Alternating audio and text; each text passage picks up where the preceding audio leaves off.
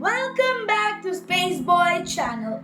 So, have you ever wanted to know how the home in which we live, the planet Earth, came into its original form? So, this is part 4 of the larger Earth's history series. If you haven't seen part 1, part 2 or part 3, I would recommend you to check it out first. So let's begin.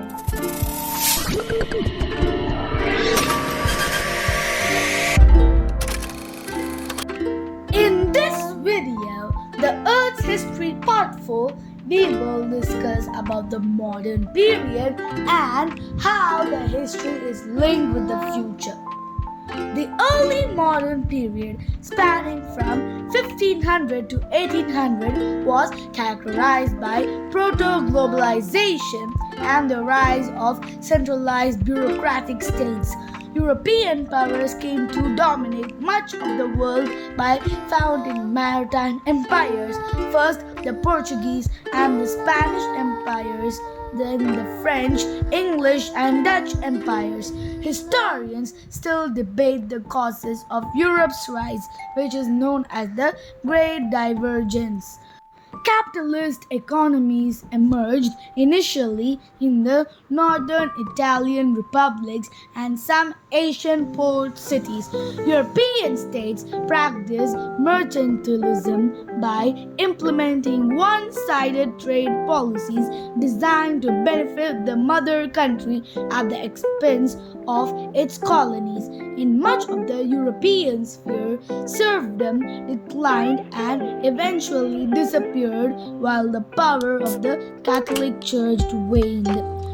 Shortly before the turn of the 16th century, the Portuguese started establishing trading posts across Asia, Africa, and Brazil for local commodities ranging from slaves to gold, spices, and sugar. In the 17th century, private chartered companies were established, such as the English East India Company in 1600, often described as the first multinational corporation, and the Dutch East India Company in 1602.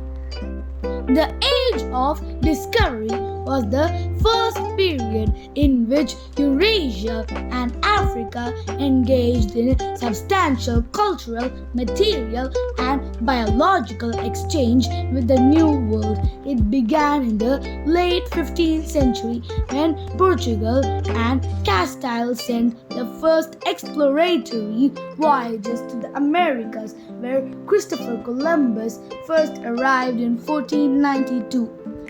Global integration continued as European colonization of the Americas initiated the Columbian Exchange, the exchange of plants, animals, foods, human populations, including slaves, communicable diseases, and culture between the Eastern and the Western hemispheres. It was one of history's most important global events, involving ecology and agriculture.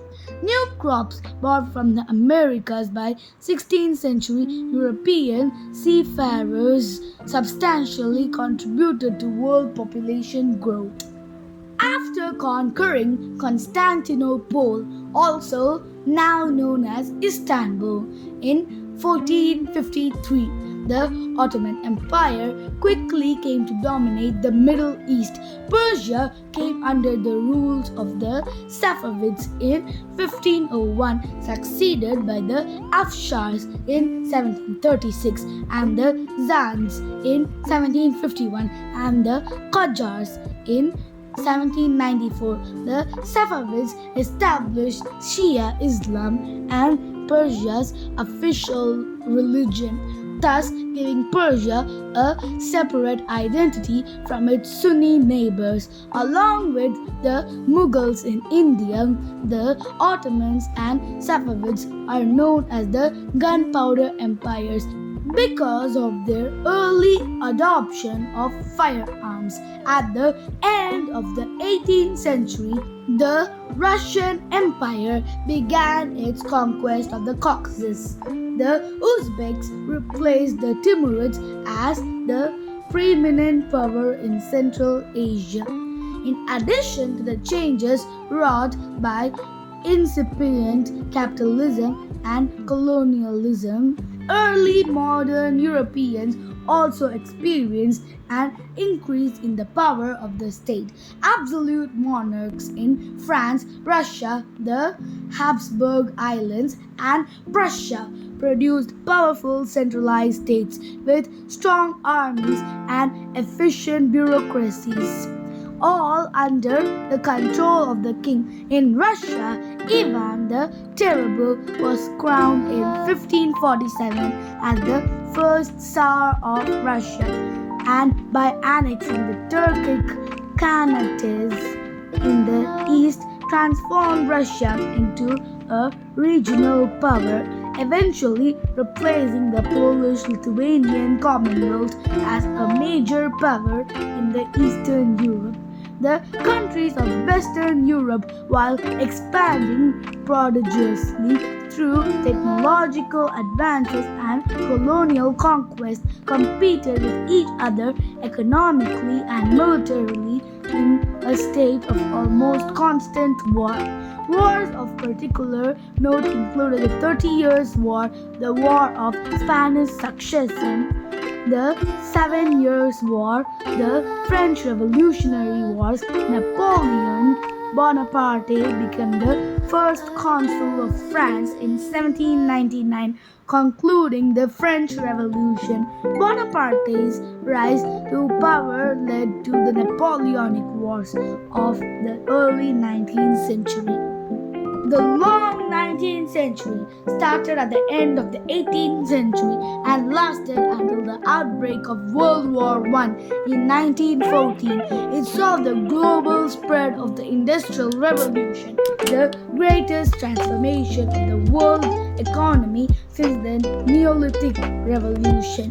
The Industrial Revolution began in Great Britain around 1770 and used new modes of production, the factory, mass production, and mechanization to manufacture a wide array of goods faster while using less labor than previously required. Industrialization raised the global standard of living but caused upheaval as factory owners and workers clashed over wages and working conditions.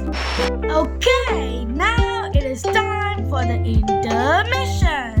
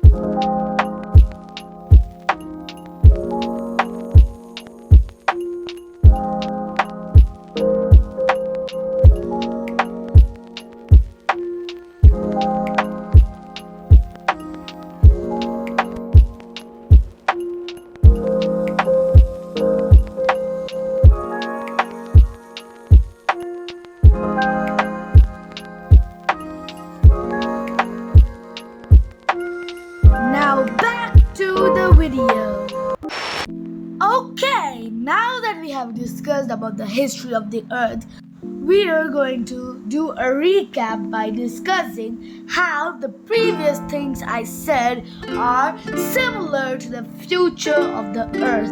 Scientists have predicted that the sun's luminosity will increase just like it happened in the past.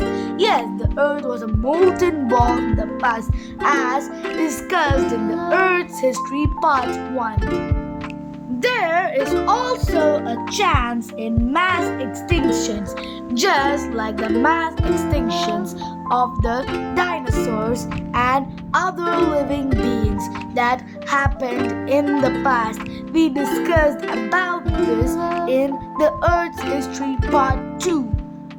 There is also a prediction that the plate tectonics will create a supercontinent and it will be the same size and shape as Pangaea.